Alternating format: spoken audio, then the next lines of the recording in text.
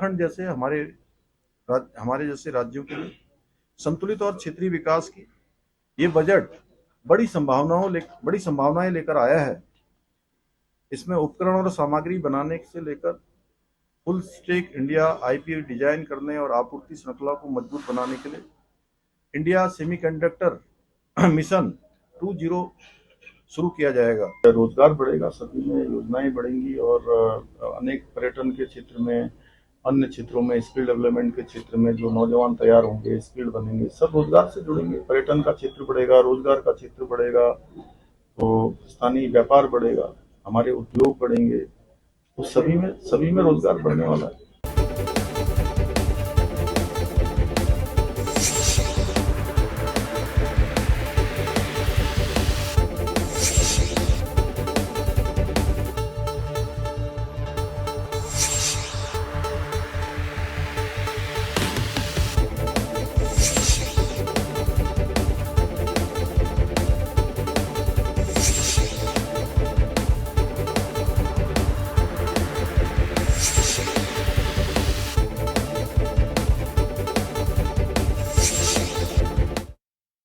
नमस्कार जन टीवी में स्वागत आपका। मैं हूं योगेंद्र। आप देख रहे हैं बड़ी खबर। बड़ी खबर में हम बात करेंगे देहरादून से बजट की और उत्तराखंड में राजनीतिक दल और वहां के विश्लेषक किस तरह से देखते हैं बजट को। कमलेश रमन जी हमारे साथ में भाजपा प्रवक्ता हैं, यूकेडी के राष्ट्रीय प्रवक्ता शांति प्रसाद भट्ट साहब हमारे साथ हैं और अमन भारद्वाज जी हमारे साथ आर्थिक विश्लेषक हैं। सभी का स्वागत है।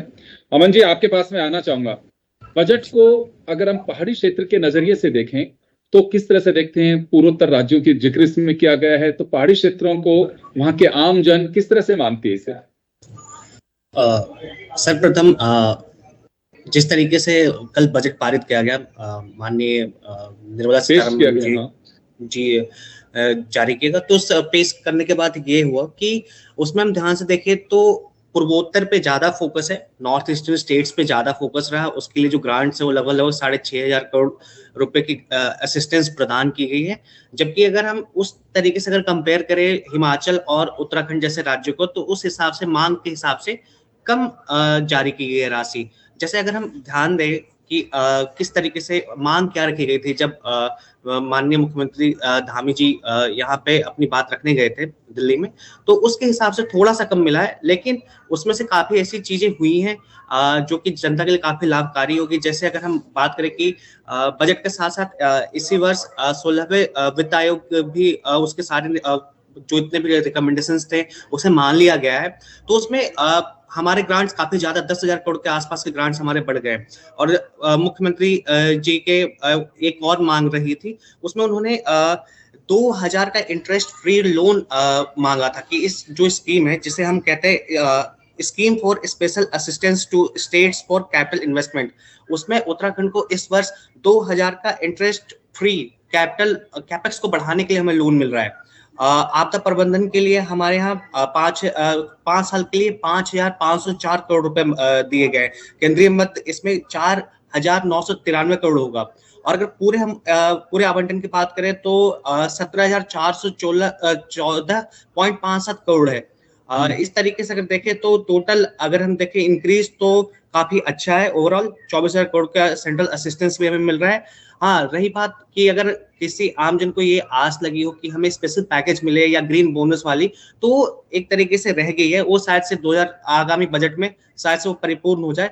और इसके साथ साथ ही हमने देखा कि इको टूरिज्म को प्रमोट करने के लिए इको ट्रेल के लिए भी हम उत्तराखंड को एक स्थान दिया गया है। साथ ही साथ 2-3 ऐसी अपॉर्चुनिटीज भी खुल के आ रही है, जैसे कि 4 जो आयुर्वेदिक एम्स खोलने की है उसमें स्थान नहीं बताए गए हैं। तो ये हमारी राज्य सरकार के ऊपर भी होगा कि वो किस तरीके से जो ऐसे जो लो हैंगिंग फ्रूट्स जिसे हम कहते हैं डेवलपमेंट इकोनॉमिक्स में, उसका कैसे डबल इंजन की सरकार होते हुए कितना लाभ ले पाएंगे। तो ये उनके ओनस पे भी रहेगा, राज्य सरकार के ओनस पे भी है कि वो किस तरीके से कार्य करेंगे ज्यादा लाभ लेने के लिए।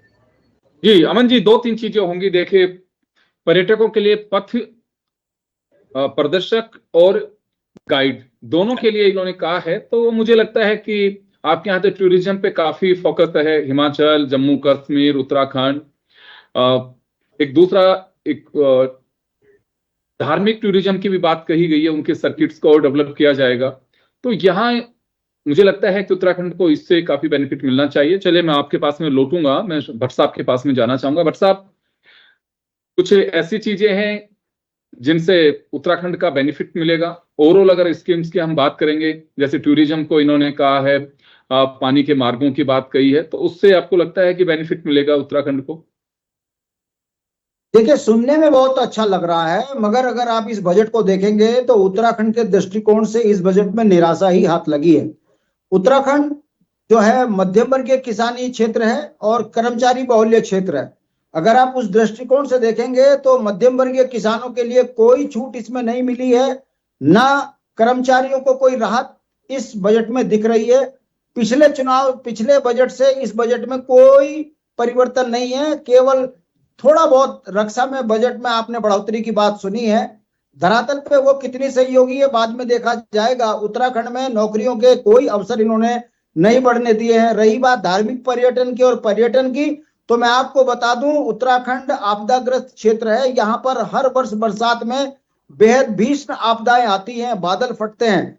उस पर हम सोच रहे थे कि केंद्र में कि सरकार राज्य सरकार को दिशा निर्देश करेगी और आपदा का कोई विशेष कानून बनेगा जिससे सीधा लाभ जो आपदा पीड़ित होगा उसको मिलेगा। ऐसा कुछ नहीं है, केवल बजट बढ़ा देना और अधिकार विहीन उत्तराखंड में इस कानून को बनाकर उत्तराखंड के जनमानस को उसका लाभ ना मिलना यह बताता है कि 5 सांसदों का यह राज्य, इसकी उपेक्षा केंद्र सरकार कर रही है।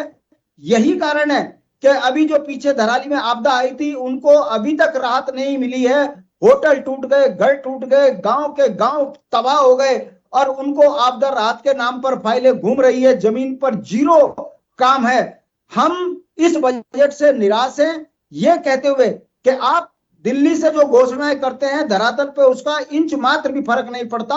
उत्तराखंड के जनमानस ने यह सोचा था कि इस बजट में उत्तराखंड के कर्मचारियों को, उत्तराखंड के नौजवान युवाओं को भर्तियों का कोई अवसर मिलेगा और इस बजट में विशेष छूट मिलेगी सीमांत क्षेत्र के कारण।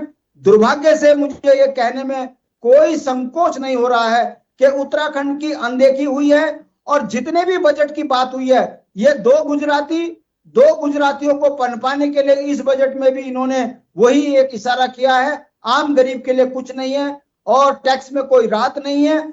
जिस महंगाई के दौर में पूरा राज्य तड़प रहा है, हमें लगता है ये बजट उत्तराखंड के दृष्टिकोण से ठीक नहीं है। भट्ट साहब, कौन सा ऐसा इसमें कदम लग रहा है, कौन सी वो जो केवल दो गुजरातियों के लिए ही बजट समर्पित करेंगे? आप अगर पिछले बजट का रिकॉर्ड देखेंगे ट्रैक कि उत्तराखंड में कोई भी योजना केंद्र की लगी है तो 2 गुजरातियों के बच्चों को मिलता है काम। उत्तराखंड का ठेकेदार परेशान, उत्तराखंड में स्वरोजगार करने वाले परेशान, सप्लाई से लेकर बड़े बड़े कॉन्ट्रैक्ट बाहर के लोगों को मिल रहे हैं। यहां तक कि हमारे 4 धाम उजाड़ दिए केवल डेवलपमेंट के नाम पर और कंपनियां गुजरात की काम कर रही हैं। 200 करोड़ का काम जिसकी कीमत केवल 25 करोड़ और 200 करोड़ रुपए उसमें खर्चा दिखाया जा रहा है। कहने का मतलब है पंडा पुरोहित परेशान तो पर्यटन किस बात का, धार्मिक पर्यटन खुश होगा? हमारा कहने का मतलब है हम कर्मचारी बहुल्य क्षेत्र के लोग हैं, हमारे लिए रोजगार के क्या अवसर इस बजट में दिखाया है? तो केवल व्यावसायिक दृष्टिकोण से देखा जाए तो व्यावसायिक चंद लोगों को लाभ इस बजट में जरूर हुआ है। वैसे तो ये केंद्र का बजट है, मगर क्योंकि ये राज्य केंद्र के साथ के सहारे रहता है तो हमें बड़ी उम्मीद थी कि मोदी जी इस रक्षा बजट में उत्तराखंड को विशेष पैकेज देंगे ताकि यहाँ के युवा रोजगार स्वरोजगार से जुड़े और उत्तराखंड की आर्थिकी मजबूत हो। 25 साल में 1 लाख करोड़ के कर्ज में डूब गए, हमारी आमदनी से ज्यादा खर्चा हमारा बढ़ चुका है। आखिर ये स्टेट कर्ज की गर्त में डुबाकर केंद्र सरकार किस ओर ले जाना चाहती है, हम इस दृष्टिकोण से देख रहे हैं। इसमें हमको इसलिए निराशा लग रही है। चलिए मैं मैडम के पास में जाना चाहूंगा, कमलेश जी के पास में। कमलेश जी, विपक्ष का तो सीधा सीधा आरोप है कि जनता की भागीदारी इस बजट में नहीं है, ना जनता को कुछ इसमें मिलने वाला है। देखिए, विपक्ष की ये मजबूरी है और विपक्ष निराश भी है, क्योंकि विपक्ष की बौखलाहट ये बताती है कि वो बजट को कैसे सही बताएगा, क्योंकि उसका कर्तव्य है वो अपनी विपक्ष की भूमिका निभाएगा, जो उसका काम है। लेकिन ये जो हमारा बजट आया है, जो श्रीमती सीतारमण जी ने दिया है, प्रधानमंत्री नरेंद्र मोदी जी के नेतृत्व में, विकास भारत 2047 का जो हमारा सपना है, जो हमारा विजन है, विकसित भारत बनाने का, ये उस ओर हमें कहीं ना कहीं ले जाने का काम कर रहा है। हमने युवाओं के क्षेत्र में यहाँ पर काम किया, हमने क्या कहते हैं इसको, जो हमारा डेवलपमेंट का काम है वो हमने युवाओं के द्वारा ही तो करना है। और किसके द्वारा होगा? हमारी जितनी इंडस्ट्री लगेगी उसमें रोजगार किसको मिलेगा? हमारे युवाओं को मिलेगा। और ये बजट जो है देश का बजट है, ये उत्तराखंड का बजट नहीं है। अगर हम इसको ये कहें कि उत्तराखंड को ये नहीं मिला, उत्तराखंड को वो नहीं मिला, हमें देश को केंद्र में रख करके बजट बनाना होता है। और हर राज्य के लिहाज से कि हर राज्य को किस तरीके से फायदा मिले, उस लिहाज से हमें इस बजट को बनाना होता है। यहाँ आपदा के क्षेत्र में 1004 लाख से ऊपर का जो बजट आपदा में देने का काम किया है, और जो कल बताया उन्होंने कहा भी। और क्योंकि हमेशा देश के प्रधानमंत्री जी का और गृह मंत्री जी का हमेशा उत्तराखंड पर जब भी आपदा आती है हमेशा विशेष योगदान उनका रहता है कि वो यहाँ पर अपनी अनुकंपा को बना के रखते हैं। जब जब उत्तराखंड के ऊपर किसी प्रकार की दिक्कत या परेशानी आती है हमेशा केंद्र सरकार की मदद उत्तराखंड को मिलती है। हम खेल के लिहाज से आगे बढ़े हैं। हमारा जो खेल राष्ट्रीय खेल मिशन है उसको क्या उत्तराखंड उससे अछूता रहेगा? हमारे यहाँ से क्या खिलाड़ी निकल के नहीं जाएंगे वहां? जो हमने महिलाओं के लिए लाए हैं, जो महिलाओं के लिए उनको और स्वावलंबी बनाने के लिए लखपति दीदी, ड्रोन दीदी से लेकर के, और जो हमारी स्वयं सहायता समूह की जो बहनें, आंगनबाड़ी आशा कार्यकर्ती हमारी जो है, हमने उन बहनों को और आगे हम कैसे बढ़ाएंगे? हमने चाहे मुद्रा लोन की बात हो, हमने 50% सब्सिडी दे करके उनको मजबूत बनाने का काम किया। हमने रोजगार के लिहाज से अपनी महिलाओं को, मातृशक्ति को पूरे देश के अंदर बढ़ाने का काम किया। आज मातृशक्ति अगर स्वावलंबी है और किसी दफ्तर में अगर काम कर रही है तो इतनी आत्मनिर्भरता के साथ कैसे कर रही है? क्योंकि आगे बढ़ी है ना, इसलिए कर रही है। आज हम हर चीज में, इलेक्ट्रॉनिक चीज में देखें तो हमने उसमें कहीं ना कहीं सस्ता करने का काम किया।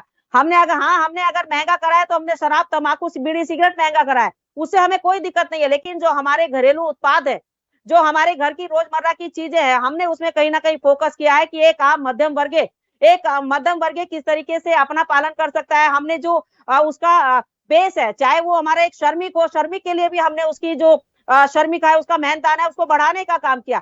चाहे हम अपनी जो जी राम जी हमारी योजना है जिसमें हमने अपने उन श्रमिकों को, उन ग्रामीण क्षेत्र के लोगों को जोड़ने का काम किया। जो अंतिम छोर में बैठा हमारा ग्रामीण क्षेत्र का व्यक्ति है उसको भी हमने इससे कनेक्ट करने का काम किया। आज अगर हम यहाँ पर पहाड़ी हिमालय क्षेत्र की बात देखते हैं तो जो हमारा ट्रैकिंग का काम है, जो हमारी ट्रैकिंग है, हमारे जो टूरिज्म है, जो हमारा पर्यटन है, उससे उत्तराखंड कैसे अछूता रह सकता है? उत्तराखंड को तो इसमें बेनिफिट मिलेगा। यहाँ के जो हमारी सुंदरता है, या हमारे जो चारों धाम है जिसके लिए अभी हमारे भाई भी बोल रहे थे, जो हमारे चारों धाम है उनको सुंदर और भव्य बनाने का काम हमेशा किया है, उसको आगे और बढ़ाने का काम किया जाएगा। यहाँ पर अगर मैं पशुपालन की बात करूं तो हमारे उत्तराखंड में ज्यादातर पहाड़ी हिमालय क्षेत्रों में पशुपालन का काम किया जाता है। तो उसमें हम जो है सब्सिडी देने का काम कर रहे हैं 50 से ऊपर। अगर मैं यहाँ पर बात करूं सोलर एनर्जी की तो हमने उसको कहीं ना कहीं रिबेट देने का काम किया है। तो हम हर क्षेत्र में, हर सेक्टर में, चाहे इलेक्ट्रॉनिक सेक्टर हो, हमारा फाइनेंस का सेक्टर हो, हमारा इंडस्ट्री का सेक्टर हो, या जो हमारी तमाम, आज अगर हम आपस में बैठ करके यहाँ पर डिजिटल कर रहे हैं तो जो हमारा डिजिटल का काम है आप देख सकते हैं। अगर आज हमारा पेमेंट है, आज हम 1 रुपया करें या किसी से वीडियो कॉल पर बात करें तो ये हमने तरक्की करी, हमारा देश तरक्की करा। मैन्युफैक्चरिंग के, अगर हम मैन्युफैक्चरिंग की बात करें तो आज देश हमारा मैन्युफैक्चरिंग में आगे बढ़ा है। आज हम एक्सपोर्ट करने के साथ साथ इंपोर्ट भी तो कर रहे हैं। हम बहुत सारी ऐसी चीजें कर रहे हैं कि हम जो लोग लगातार हमारे जो तरक्की कर रहे हैं, उन्नति कर रहे हैं। आज अगर हमारे जो बीटेक के बच्चे हैं, जो पॉलिटेक्निक करते हैं, जो इंजीनियर बनते हैं, वो इंजीनियर क्या करेंगे? वो इन्हीं सब चीजों को तो करेंगे। अगर हम अच्छी अच्छी चीजें यहाँ पर लाते हैं और हम मैन्युफैक्चरिंग का काम करते हैं तो वही बच्चे, जो युवा साथी है हमारे, वो करने का काम करेंगे। और उत्तराखंड के ऊपर, क्योंकि हिमालय राज्य है, हमेशा सरकार का एक विशेष योगदान, अंशदान रहा है कि चाहे आपदा के क्षेत्र की बात करें, चाहे हम शिक्षा की बात करें। अगर मैं स्वास्थ्य की बात करूं तो हम आयुष्मान से 5 लाख तक का जो इलाज हमारा निःशुल्क सभी लोगों को मिलता है और लगभग हर हॉस्पिटल में मिलता है। उसमें हमने कैंसर की जो 17 दवाइयां होती है उनको सस्ता करने का काम किया। डायबिटीज की दवाइयों को हमने सस्ता करने का काम किया है। तो हम जब जो चीज जो एक मध्यम वर्ग के लिए बेनिफिट है, एक गरीब व्यक्ति के लिए बेनिफिट है, उसको देने का काम कर रहे हैं, तो हम ये कैसे कह सकते हैं कि हमारा बजट निराशाजनक आया है? कहीं ना कहीं इस बजट का हमें अवलोकन करना चाहिए और बहुत दूरदृष्टि से इस बजट को बनाया गया है और ये सुखद परिणाम आने वाले हैं इस बजट से। हमारे रक्षा की अगर मैं बात करूं, डिफेंस मिनिस्ट्री को किस तरीके से हमारे डिफेंस को मजबूत करने का काम किया है। आप पहले भी आप देख सकते हैं डिफेंस हमारा कितना उस समय कमजोर रहता था, आज कितना मजबूत हमारा डिफेंस होके आया है। तो ये अगर हमारा मिशन सिंदूर आज हो रहा है और आज अगर हम ये कह रहे हैं कि हमारे यहाँ लड़ाकू विमान से लेकर के उनके सारे कल पुर्जे भी हमारे भारत में बनेंगे, तो कितना तरक्की हमारा भारत कर रहा होगा। खाली उत्तराखंड के लिहाज से नहीं, देश के लिहाज से इस बजट को देखना चाहिए कि देश कैसे उन्नति और तरक्की कर रहा है, महिलाएं भी उन्नति कर रही हैं, युवा भी उन्नति कर रहा है। तो हम हर तरीके से अगर मैं ड्राई फ्रूट की बात करूं तो उसमें हमारी बहुत सारी ऐसी चीजें हैं, चाहे काजू और अखरोट की अगर मैं बात करूं तो उसमें उन्होंने जो है सब्सिडी देने का काम किया है। अगर मैं चंदन और उसकी नारियल की बात करूं, उनकी फसलों की बात करूं जो वहां पर खराब हो जाती है, उसमें सब्सिडी देने का काम किया है। तो बहुत सारी ऐसी चीजें हैं। देखिए, लगातार हजारों की नहीं बल्कि लाखों की तादाद में हमारी जरूरतें ऐसी होती हैं, घरेलू हमारे उत्पाद होते हैं या हमारी इलेक्ट्रॉनिक चीजों की हमारी जरूरतें होती है, हमारी गाड़ियों की आवश्यकता होती है, हमारे मोबाइल की आवश्यकता होती है। आज अगर हमारा मोबाइल स्मार्टफोन है वो सस्ता हुआ है तो आज हमारे मध्यम वर्ग भी उसका यूज कर सकता है, गरीब वर्ग भी यूज कर सकता है। तो बहुत सारी डिजिटल में हम कमलेश जी, मैं वापस आ रहा हूँ आपके पास में। भट्ट साहब कुछ कहना चाह रहे हैं। जी भट्ट साहब। देखिए योगेंद्र जी, भाजपा की प्रवक्ता ने बोलने से पहले एक शब्द कहा जिसमें मोहर लगती है कि उत्तराखंड के जनमानस के साथ कितना बड़ा धोखा हुआ। उन्होंने कहा ये कोई राज्य का बजट थोड़ी ना है, तो केंद्र का बजट है, पूरे देश को देख के तय करना पड़ता है। हम यही तो कह रहे हैं कि धराली की आपदा में 1200 करोड़ की घोषणा करी थी। बता दीजिए 12 कौन से आदमी है जिनको पैसा मिला? अभी तक 1 रुपया नहीं मिला। हम कह तो रहे हैं कि आपदा नीति ऐसी बनाइए कि तुरंत तत्कालिक व्यक्ति को लाभ मिले जो आपदा से पीड़ित है। आपदा के लिए क्या नीति बनी? बजट में क्या छूट मिली? अरे डीएम से लेकर सचिव तक जिस तरीके से फाइलें घुमाता है, उस साल भर तक उसमें 1 रुपया आपदा का नहीं मिलता। तो आपदा में जो बजट हमको मिलना चाहिए था नहीं मिला। दूसरा ये कह रही है रक्षा में, मैं कह तो रहा हूं 2 गुजरातियों को ठेका मिलेगा, मगर रक्षा में आप बताइए अग्निवीर बना के पहाड़ के नौजवान को तो रोजगार से खत्म कर दिया आपने। उसके लिए क्या सोचा? रोजगार स्वरोजगार के लिए। तो 2 गुजराती केदारनाथ में भी भव्य और दिव्य केदारनाथ को कर रहे हैं, तो कौन सा पहाड़ का व्यक्ति उस पर काम कर रहा है? बद्रीनाथ को उजाड़ दिया तो कौन सा पंडा पुरोहित वहां पे स्वरोजगार कर रहा है? सब गुजराती तो कर रहे। तो इस बजट में हमको लगता है कि ये व्यापारियों को दृष्टिकोण करते हुए इसमें काम हुआ है। स्थानीय किसानों के लिए कुछ नहीं है, स्थानीय नौजवानों के लिए कुछ नहीं है, कर्मचारियों के लिए कोई लाभप्रद ये बजट नहीं है। इसलिए हमारा ये कहना है कि भारतीय जनता पार्टी जुमले में तो नंबर 1 है, जुमले में कोई दो राय नहीं, भाजपा नंबर 1 है। भट्ट साहब, 53 लाख करोड़ रुपए की रूपरेखा तय की है, वो एक डॉक्यूमेंट हमारा बजट है, तो उसमें कुछ तो ऐसा लग रहा होगा कि हाँ यहाँ कुछ राहत की भी खबर कही जा सकती है, कुछ तो एप्रिसिएशन होगा इसमें। हाँ है ना एप्रिसिएशन। झूठ जुमलों में देश 12 साल से धक्के खा रहा है, उत्तराखंड का जनमानस परेशान है। इन 12 सालों में केंद्र की सरकार ने उत्तराखंड को कर्मचारी बहुल्य राज्य को उस दृष्टिकोण से कभी भी कोई राहत नहीं दी। यही कारण है कि इस बजट से नौजवान बच्चों में बहुत निराशा है। रोजगार के लिए लोग तड़प रहे हैं। उत्तराखंड में रोजगार के अलावा कोई धंधा नहीं है और रोजगार यहाँ सारे बंद हो गए। शिक्षा के क्षेत्र में देख लीजिए, मेडिकल के क्षेत्र में देख लीजिए, डॉक्टरों को देख लीजिए, ये भर्तियां कर नहीं रहे हैं। और सिर्फ अब इन्होंने कहा कि दवाइयों में छूट है, शराब ये पिला रहे और उसके बाद कैंसर से मरीज मर रहा तो दवाई डॉक्टर को मिल रही, पैसा डॉक्टर के पास जा रहा। आयुष्मान का पैसा हर जाकर हॉस्पिटल में देखिए, प्राइवेट हॉस्पिटलों में पेट दर्द में 5-5 से 7-7 लाख का इलाज हो रहा है। कहने का मतलब है लाभ केवल पूंजीपति ले रहे हैं। आम आदमी को इस बजट से लेकर बहुत निराशा है। चलिए, मैं कमलेश मैन के पास में जाना चाहूंगा। मंजू त्रिपाठी जी भी हमारे साथ में जुड़ रही हैं, कांग्रेस प्रवक्ता हैं, वो अभी हमारे साथ में जुड़ रही हैं, तो मैं उनको भी आपके साथ में चले। कमलेश जी, मैं चाहूंगा कि दोनों का एक साथ जवाब दीजिएगा, जब तक मैं अमन भारद्वाज जी का रुख करना चाहूंगा। अमन जी, आपके पास में आना चाहूंगा। पहाड़ी क्षेत्रों का जो जिक्र किया, टूरिज्म पे काफी बेस्ड है हमारे, चाहे हिमाचल हो, उत्तराखंड हो, जम्मू कश्मीर हो, और यूं देखें तो हम राजस्थान में बैठे हुए हैं, लेकिन वहां पे भी टूरिज्म का काफी कुछ है और एक ऐसा इकोनॉमी को सपोर्टिंग जोन है ये, जिसके सहारे बहुत सारे लोगों को रोजगार मिल रहा है। तो कुछ चीजें ऐसी हैं इसमें जिसके जरिए हम ये कह सकें, या ग्रामीण विकास के लिए खासकर लखपति दीदी का जो आकार बढ़ा है इन्होंने, वो, उसके अलावा प्रोजेक्ट जो लेकर के आ रहे हैं वो इस बजट से उत्तराखंड और उसके निकटम जो राज्य हो गए जैसे हिमाचल प्रदेश, तो अभी अगर मैं खास कर उत्तराखंड राज्य की बात करूं तो अभी उसके पास जो अभी सबसे बड़ा पोटेंशियल है यहाँ की आईटी पॉलिसी के अंदर, यहाँ पे अभी आज के टाइम पे सबसे कम रेट में आईटी कंपनीज को रेंटल स्पेसेस, ऑफिसेस और ये सारी चीजें स्टैब्लिश करने के लिए मिलती हैं। तो जैसे कि इस वाली बजट में ये कहा गया कि 2047 तक टैक्स हॉलीडे रहेगा उन कंपनियों का जो क्लाउड बेस्ड सिस्टम हमें यहाँ पे प्रोवाइड करेंगे, और उसके साथ साथ डेटा सेंटर स्टैब्लिश किया जाएगा। डेटा सेंटर स्टैब्लिश करने के लिए एक बहुत अच्छी अपॉर्चुनिटी है, क्योंकि उत्तराखंड ने 2023 के इन्वेस्टर समिट के टाइम पे काफी अच्छा लैंड बैंक क्रिएट कर रखा है। आईटी पॉलिसी यहाँ की अच्छी है, काफी लगभग 16 से 22 नीतियां बनाई है, जिसकी वजह से ease of doing business index में काफी अच्छा मतलब प्रदर्शन रहा है इस प्रदेश का, और अग्रणी राज्यों की श्रेणी में भी शामिल हुआ है। तो ये एक इसके पास एक बहुत ही अच्छा एक वो रहेगा। इसके साथ साथ अभी हमें देखना ये होगा सर कि फार्मास्यूटिकल्स पे भी हमें ध्यान देना होगा कि देखा होगा कि पिछले साल बल्क ड्रग पार्क की स्वीकृति हिमाचल प्रदेश में मिली हुई, तो उसी तर्ज पे यहाँ पे इन दो सेक्टरों पे भी अगर फोकस किया जाए। साथ ही साथ अगर हम बजट में प्रोविजंस की बात करें तो सी क्रिएट्स और ओडीओपी के साथ साथ एमएसएमई में जो ग्रांट्स बढ़ाए गए, हाँ, तो इन चीजों को अगर हम कन्वर्जेंस पर, मेन जो चीज है सर जिसपे हम अभी उत्तराखंड को ध्यान देना चाहिए वो है कन्वर्जेंस के साथ साथ जो फिजिकल फेडरलिज्म है उसे कैसे कंसोलिडेट किया जाए, इस पे फोकस रहे तो फिर हम ज्यादा से ज्यादा चीजों के बेनिफिट्स ले पाएंगे।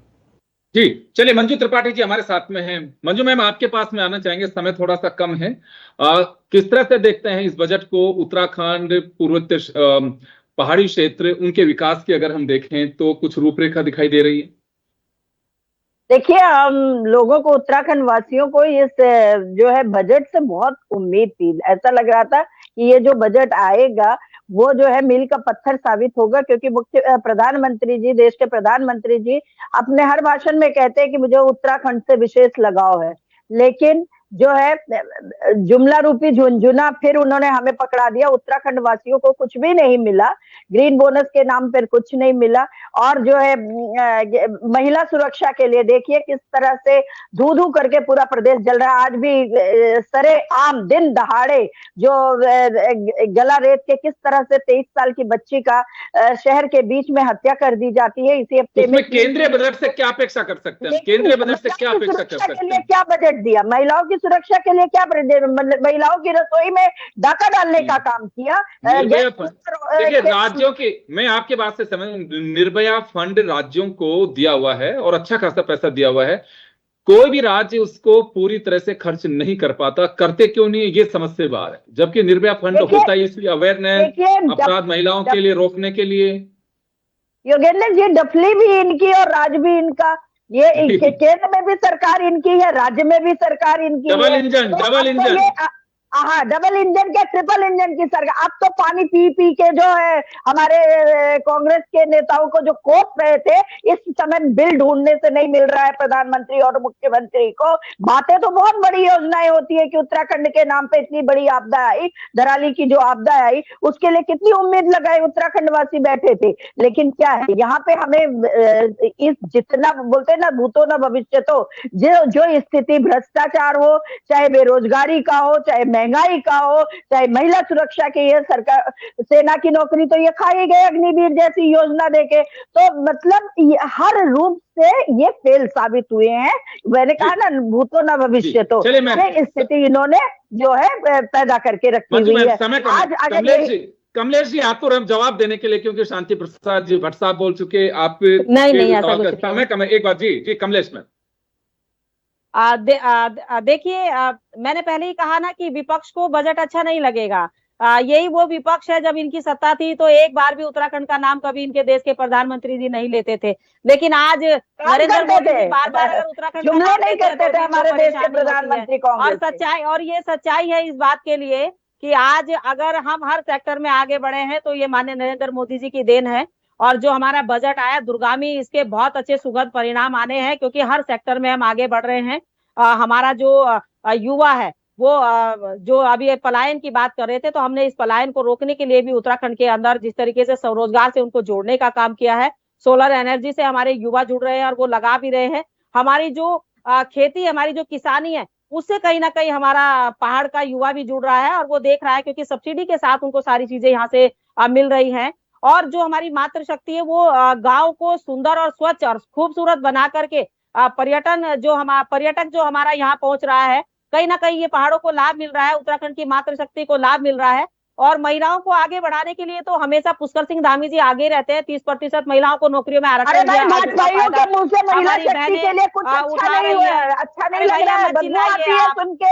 महिलाओं के लिए प्लीज हाथ जोड़ती हूँ, भाइयों के मुंह से महिलाओं को आगे बढ़ाने की बात सुनकर बिल्कुल समझ नहीं आता है। एक बार बात पूरी कर, समय कम है जी। ऐसी फालतू की बकवास कांग्रेस की सुनूंगी, क्योंकि ये बजट पर बात हो रही है तो बजट पर बात होनी चाहिए।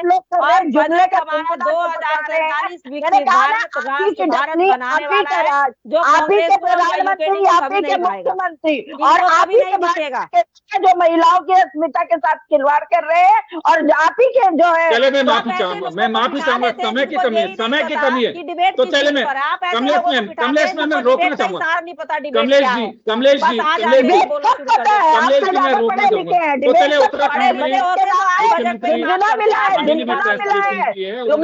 केंद्र का बजट किस तरह से उपयोगी है और विपक्ष इसको खारिज कर रहा है। तो चलिए तमाम अतिथियों का बहुत बहुत शुक्रिया, दीजिए इजाजत, नमस्कार।